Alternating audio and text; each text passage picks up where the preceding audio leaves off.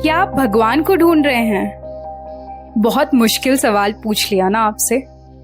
चलिए कोई नहीं। क्या आप एक साधक हैं? अगर आप एक साधक हैं तो आपको ये कहानी जरूर सुननी चाहिए। कथा उपनिषद में एक बहुत प्रमुख कहानी बताई गई है जो एक 5 साल के बालक की है। ये 5 साल का बालक संसार का सबसे पहला साधक है। आइए कहानी सुनते हैं। ये कहानी है ऋषि वज्रश्रव की, जिसने एक यज्ञ करने का संकल्प लिया था।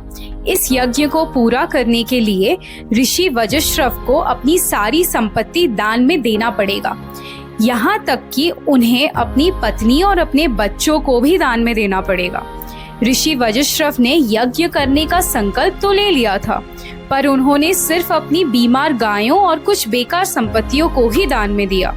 ये देखकर ऋषि वज्रश्रव का 5 साल का बेटा नचिकेत को बहुत दुख हुआ, क्योंकि उसके पिता यज्ञ के नियमों का पालन नहीं कर रहे थे। इसीलिए नचिकेत ने उनसे सवाल किया। नचिकेत ने अपने पिताजी से कहा कि आपने ये ठीक नहीं किया। आप अगर अपनी सारी संपत्तियां त्यागना नहीं चाहते थे तो आपको यज्ञ का संकल्प नहीं लेना चाहिए था। उसने कहा कि आपको सब दान करना ही पड़ेगा। बोलिए, आप मुझे किसको दान करेंगे? ऋषि वज्रश्रव को बहुत गुस्सा आया और उन्होंने बोला कि मैं तुम्हें यमराज को दान कर दूंगा। आप जानते होंगे कि यमराज और कोई नहीं, मृत्यु के देवता हैं। अपने पिता की आज्ञा मानकर नचिकेत यमराज के घर जा पहुंचे, पर वहां यमराज नहीं थे। इसीलिए नचिकेत ने यमराज के द्वार के पास बैठकर उनका इंतजार किया 3 दिन तक, बिना कुछ खाए और पिए। यमराज जब 3 दिन बाद अपने घर लौटे तो उन्होंने नचिकेत को अपने द्वार के पास देखा। वो आश्चर्य हो गए। एक 5 साल का बच्चा बिना खाए पिए उनके इंतजार में बैठा था। यमराज ने प्रसन्न होकर नचिकेत को 3 वरदान मांगने का आदेश दिया।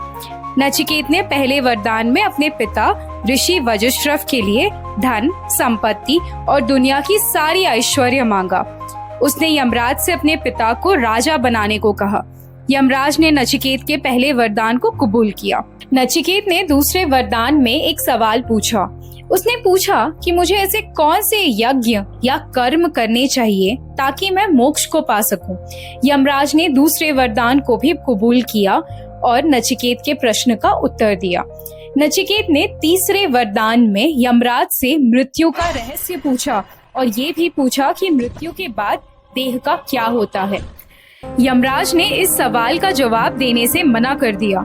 यमराज ने कहा कि इस प्रश्न का उत्तर तो देवता भी नहीं जानते हैं, तो मैं तुम्हें क्यों बताऊं?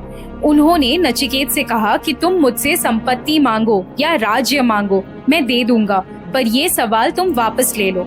तब नचिकेत ने कहा, मैं इतनी संपत्ति और राज्यों का क्या करूंगा, क्योंकि मैं जानता हूँ कि ये सब क्षणिक है और इनका कोई मूल्य नहीं है। मैं जान गया हूँ कि अधिक संपत्ति, धन और इत्यादि बस मोह है, इसलिए मुझे ये सब नहीं चाहिए। यमराज ने नचिकेत को बहुत समझाने की कोशिश की, पर नचिकेत को उसी सवाल का जवाब चाहिए था।